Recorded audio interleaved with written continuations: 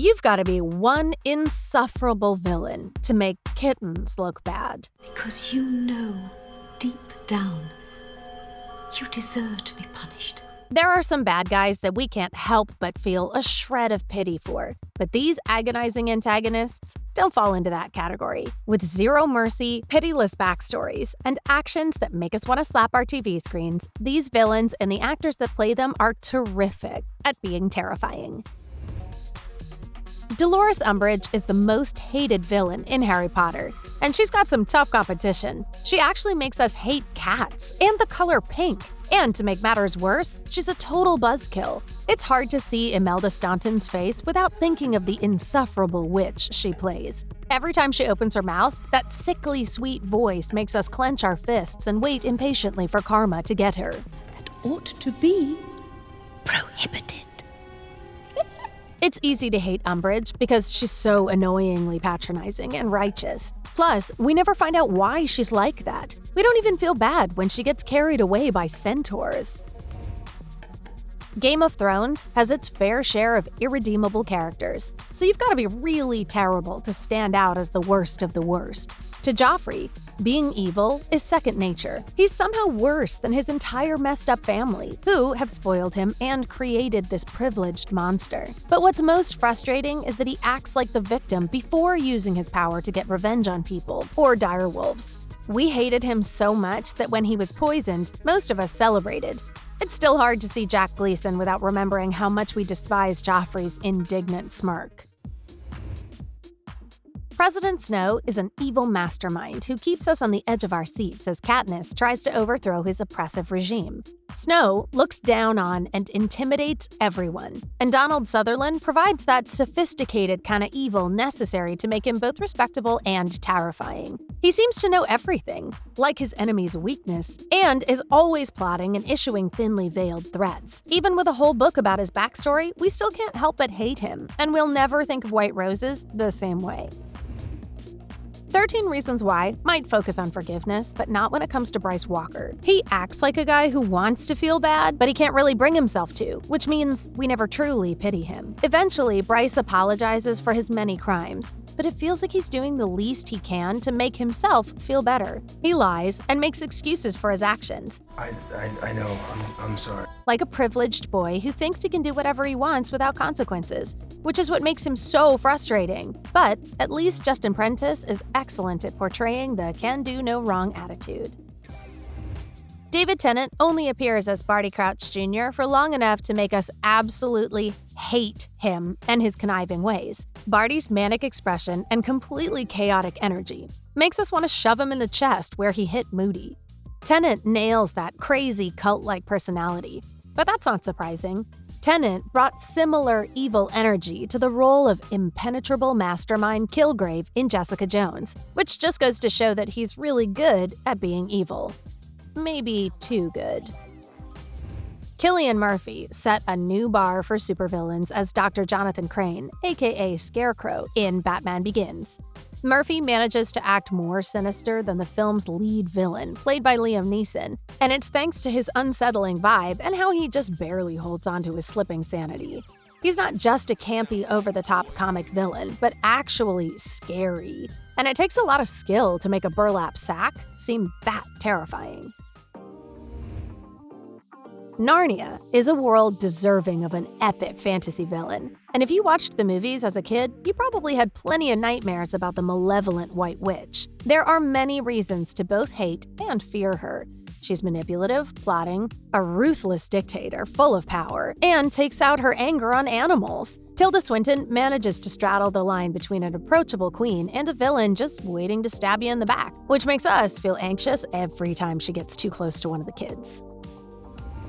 Inglourious Basterds is about some of the most villainous people in history, and Christoph Waltz brings his excellent acting skills to the terrifying role of Hans Landa, someone with absolutely no mercy or remorse.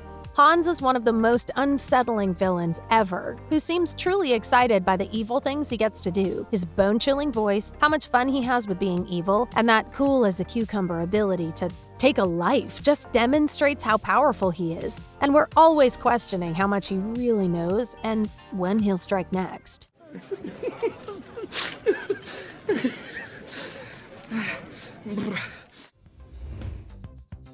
With those unsettling eyes and that alarming grin, Twilight's Arrow Volturi stands out amongst powerful vampires as the most dangerous and perhaps wackiest of them all.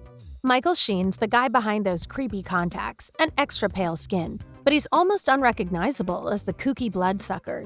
Arrow makes everyone uncomfortable, even when he's just correcting their spelling, and his laugh instantly makes our skin crawl.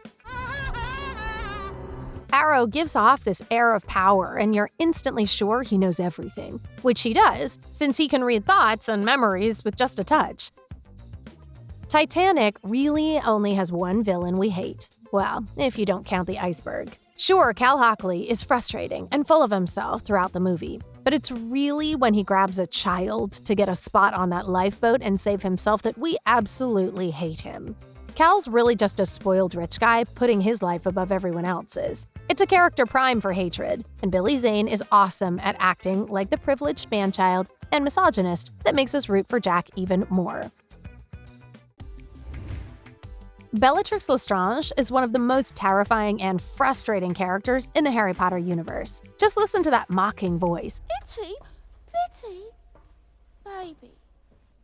Or recall her complete lack of remorse and the sinister excitement that Helena Bonham Carter is a pro at getting across with her crazy eyes. Bellatrix is so evil that Voldemort actually has to keep her under control. Not only is she the one responsible for wiping out some of our favorite characters, like Sirius and Dobby, but there's also no real reason why she decided to be so epically evil. There are plenty of reasons to hate Perry from Big Little Lies, like trauma, manipulation, and the fact that there are kids involved. He acts like the perfect husband, but behind closed doors, the truth rears its ugly head. He's a terrible person wrapped in a pretty package. But what makes us really hate him is that even after he finally gets what's coming to him, he still ends up traumatizing these powerful women. As Gus in Breaking Bad, Giancarlo Esposito was the kind of villain who we were more than happy to see get his face melted off. He brought the same villainous energy to the role of CEO Stan Edgar in The Boys. But what we really want to talk about is Moff Gideon. He's calm and cold, and we can't help but feel chills down our spine when we know he's on the hunt. It doesn't help that he's after the child, and he better keep his evil hands off our favorite little green guy. Moff Gideon's not about to have a full-on meltdown, but his quiet villainy makes us wonder what terrible plan he's cooking up next.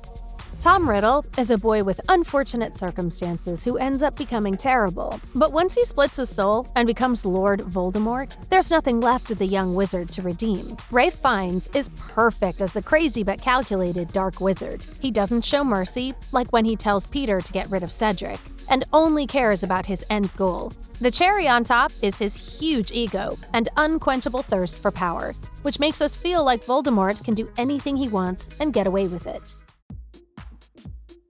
She's just a kid, but what Bryony does in Atonement just feels so evil and ruins lives, and we can't help but feel a lot of anger towards this girl who let her jealousy get the best of her. Bryony has a sense of entitlement, is envious, and lives by her own sense of morality, but her act of jealousy goes way too far. It's hard to believe a kid would stick by a lie even after seeing someone get carted off for a crime they didn't commit. But Bryony's plan seems so purposefully evil that it took a lot of Saoirse Ronan movies for us to believe she wasn't going to betray all of her co-stars. Which of these actors make the best villain? Let us know in the comments. Don't forget to hit that like button and subscribe to The Things for more. Thanks for watching.